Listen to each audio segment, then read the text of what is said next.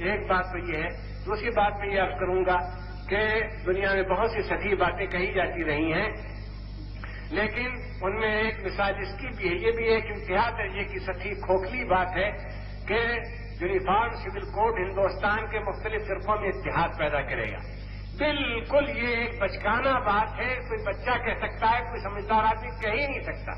میں نے کہا اور ڈنکے کی چوٹ پر کہا، اور یہ اس وقت بھی ڈنکے کی چوٹ پر کہتا ہوں کہ آپ سب کو معلوم ہے کہ پہلی جنگ عظیم اصل میں برطانیہ، فرانس اور جرمنی کے درمیان ہوئی، اور برطانیہ اور جرمنی اصل اس کے فریق تھے، اور انہی کی وجہ سے جنگ پھیلی اور وہ عالمگیر جنگ ہوئی. اور سب کو ہر پڑھے لکھے آدمی کو معلوم ہے کہ برطانوی اور جرمن یہ دونوں کرسچین ہیں. ایک بات. دوسری بات یہ کہ جن کو نہیں معلوم ان کو معلوم ہو جانا چاہیے کہ وہ پروٹیسٹنٹ بھی ہیں. یعنی فرانس تو رومن کیتھولک ہے، لیکن اصل لڑائی جرمن اور برطانیہ کے درمیان تھی. دونوں کرسچین تھے، دونوں پروٹیسٹنٹ تھے. ان کا یونیفارم سول کوڈ، ان کا سول کوڈ بھی ایک ہی تھا اور اب بھی ایک ہے. وہاں جو شادی کے طریقے ہیں سارے یورپ کے تمام مسیحی اقوام میں، مسیحی ملکوں میں ایک ہیں. بتائیے یہ یونیفارم سول کوڈ ان کو جنگ سے کیوں نہیں بچا سکا؟ اور پھر اس کے بعد دوسری جنگ ہوئی، اس میں بھی جرمن اور برطانوی اصل فریق تھے. یہ سول کوڈ کیوں نہیں بیچ میں حائل ہو سکا، راستہ روک کر کھڑا ہو سکا؟ اور میں نے کہا کہ آپ کبھی کچہری میں چلے جائیے، آپ دیکھیے گا کہ مسلمان کے خلاف مدعی ہے، ہندو کے خلاف مدعی ہے. ان دونوں مسلمانوں کا سول کوڈ ایک ہے، ان دونوں ہندوؤں کا سول کوڈ ایک ہے. لیکن یہ مسلمان مدعی جو اس مدعا علیہ کے خلاف آیا ہے، یہ اس کو ہرانے کے درپے ہے، اس کے گھر میں حل کرا دینا چاہتا ہے، اس کو ذلیل کرنا چاہتا ہے، اور دونوں کا آئلی قانون کا جو شرعی قانون ہے وہ ایک ہے.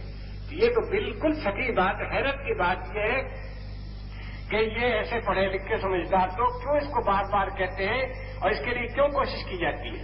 ابھی جیسا کہ ضیاء الرحمان صاحب نے کہا کہ یہ جو یونیفارم سول کوڈ، اس میں یہ تھوڑی ہے کہ ایک ہی مذہب کا سول کوڈ سب پر ہوگا، یہ ہندوئی سول کوڈ سب پر ہوگا.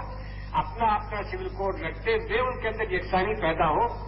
تو ایک بات تو یہ ہے کہ جو اصل اتحاد پیدا کرنے کی جو چیزیں ہیں ان کی طرف کسی کی توجہ نہیں ہے.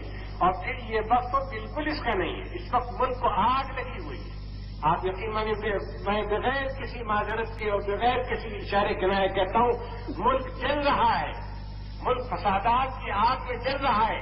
انسان کشی، مردم آزاری اور خونریزی، عصمت ریزی اور لوٹ مار، اس میں ملک بری طرح سے جھلس رہا ہے. ملک اخلاقی ابتری کے آخری نقطے پر ہے. ہماری پوری سوسائٹی کرپٹ ہو چکی ہے. کوئی کام اس وقت شہر کا معمولی کام، گھر کا مکان، آپ کا مکان بنانا چاہے، زمین آپ کی، مٹیریل آپ کا، انجینئر آپ کے، محنت آپ کی، وقت آپ، لیکن آپ کو نقشہ چاہیے. وہ نقشہ پاس نہیں ہوتا. کیوں نہیں پاس ہوتا؟ پیسے چاہیے. مٹھی گرم کرنی چاہیے ان لوگوں کی. اور کوئی شعبہ ایسا نہیں. صاف کہتا ہوں اور خیرخواہی کی وجہ سے کہتا ہوں. میں اس کے کسی ودیشی کی زبان میں نہیں کہہ رہا ہوں، میں خالص محب وطن کی زبان میں کہہ رہا ہوں. کوئی شعبہ ہمارے ایڈمنسٹریشن کا ایسا نہیں جس وقت کرپشن سے پاک ہو. قدم قدم پر. میں نے تو ایک مرتبہ راجیو جی مجھ سے ملنے آ گئے پرائم منسٹر ہونے سے پہلے.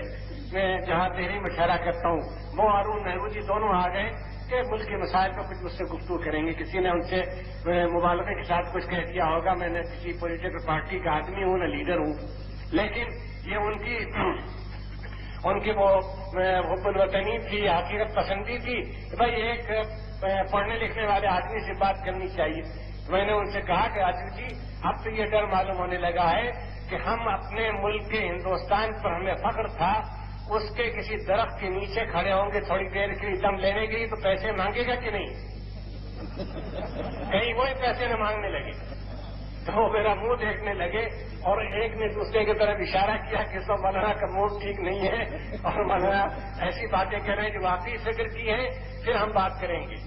اور وہ رخصت ہو گئے.